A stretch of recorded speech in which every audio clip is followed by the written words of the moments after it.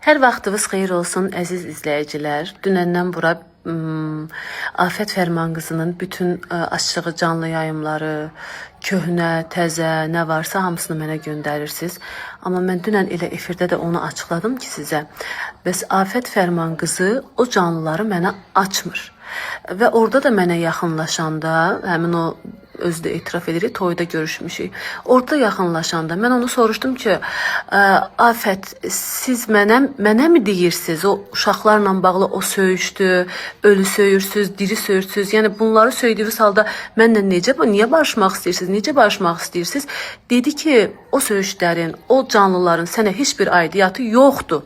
Hətta bir məndən düşmənçilik yaparan, məndən protiv olan bir sənət yoldaşımın adını çəkdi. Dedi ona aiddir. Rusiyada sevgilisi var, odur budur. Və bir şey də qeyd elədi ki, düzdür, orada mən bəli, bir sənət yoldaşımın mənlə protiv olan onun adını çəkdi, dedi ki, ona aiddir. Nə bilim, onun uşağın atasının başqa qadınla zaksı var, ailəsini dağıdır, əlini paylaşır, ayağını paylaşır. Nəysə, çox sözlər dedi. Mən o xanımın da adını çəkmək istəmirəm. Mən qəti surətdə razı deyiləm kiminsə haqqında danışmağın. Və düz deyir, mən bir kəlmə orada efirdə bir söz işlətdim. Deyir ki, qələt eləyərəm, o sözü deyərəm. Qələt eləyərəm demədi. Açığı efir olduğuna görə mən biraz üstü örtül dedim. Çünki efirə uşaq da baxır, böyük də baxır. Instagramda hər halda uşaq olmur.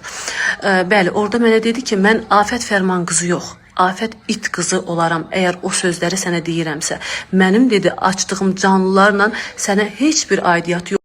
Məni artıq yaxından izləyən izləyicilərin çoxsu tanıyır ki, mən heç vaxt yalan söz danışmamışam. Və danışdığım çox sözlərdə şahidim varsa, onu sübut eləyə biləcəmsə danışıram. Mən yalan elə nə gəldi deyim, kimin haqqında nə gəldi deyim, yox. Bu mövzuda da mən Mikanı şahid gətirdim və Saadət xanım var. Onu şahid gətirdim. Hansı ki, Mika mənim yanımda bir zamanlar işləyib, hal-hazırda işləmir. İşdən çıxmış bir adamdır. Mən onu yalan şahid gətirə bilmərəm. Çünki anında çıxar deyər ki, niyə yalan danışsın, niyə mənim adımdan istifadə edirsən.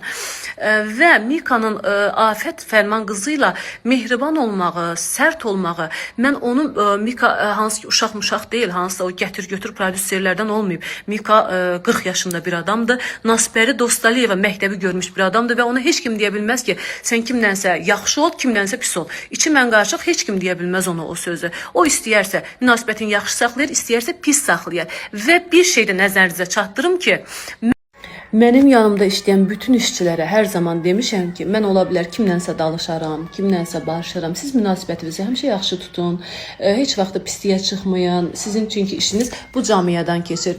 Bugün mənlə işləyirlər, sabah başqası ilə işləyə bilərlər. Ona görə mən kimisə niyə düşmən eləyim ki? Ola bilər iş birliyimiz bitər, necə ki Mika ilə bitib də hal-hazırda. Və qaldı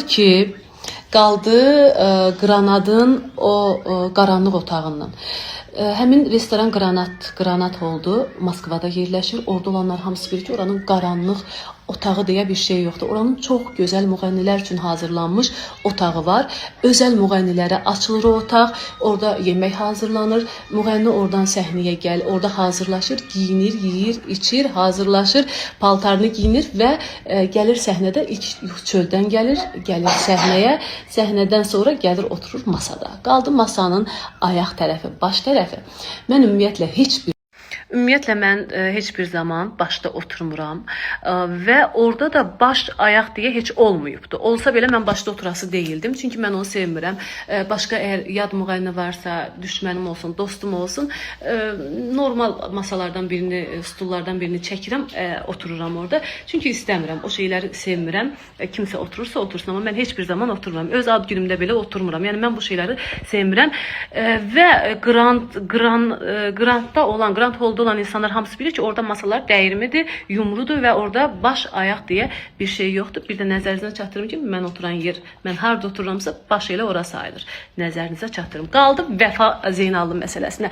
Vəfa Zeynallı məsələsində danışırsınız, amma necə danışırsınız? Oluşum.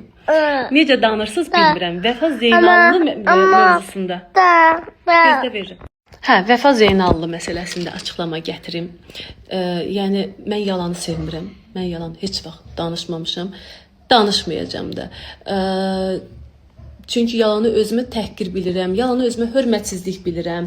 Yalan elə ən böyük əxlaqsızlıqdır, ədəbsizlikdir, tərbiyəsizlikdir.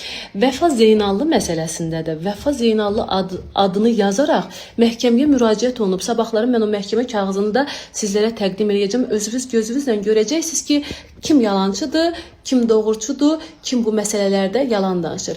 Və bir daha qeyd edirəm, bəli, bir kəlmə onu da yalan danışmadım. Sadəcə olaraq mədəni şəkildə dedim. Afət Fərman qızı mənə deməmişdi ki, qələt eləyərəm. Demişdi ki, mən Afət Fərman qızı yox, Afət it qızı olaram. Əgər Vəfa sənə mən canlıda bir kəlmə bir söz demişəmsə, dedim mənim səndən davam yalnız mahnı davası olubdu. O da bağlandı, bitdi. Bu davalarımın sənə heç bir aidiyyatı yoxdur. Mənə əgər o sözü